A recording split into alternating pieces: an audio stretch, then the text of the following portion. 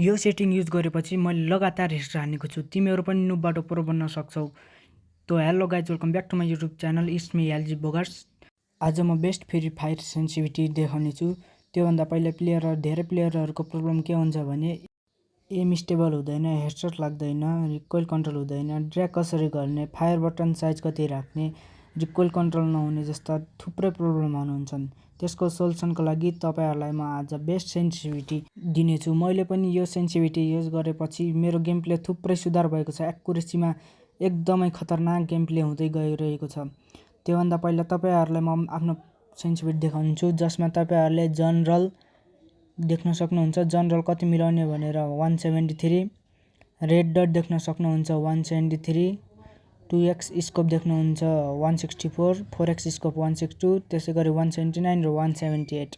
तपाईहरु यो युज गर्नु सक्नुहुन्छ। र त्यसपछि फायर बटनको लागि तपाईहरु बेस्ट फायर बटन भने 45 हुन्छ। यसमा तपाईहरुको इजिली ड्र्याग हुन्छ र एनिमीलाई हेडसट हान्न सजिलो हुन्छ। तपाईहरुलाई म लाइभ गेम प्ले पनि देखाउन सक्छु गाइज, हेर्नुस्।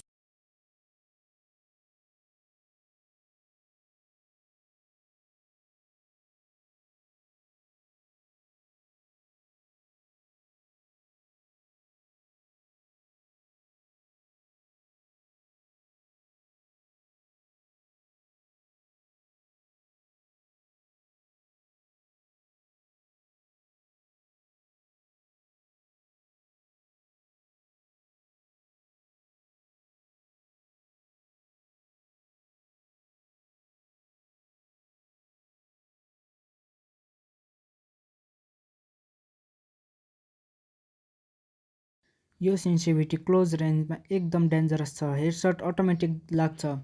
तिमीहरूको सेन्सिटिभिटी कति छ कमेन्टमा लेख्न नभुल्नु होला गाइज। म सबैलाई रिप्लाई दिन्छु। ट्रस्ट मी, यो सेन्सिटिभिटी ट्राई गरेपछि तपाईहरुको गेम प्ले इम्प्रुभ हुन्छ।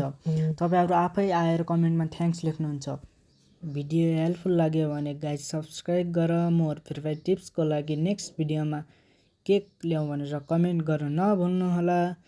अब आजको भिडियो यति नै गाइज। बाँकी अर्को Free Fire video tips and ट्रिक्समा भेटौँला।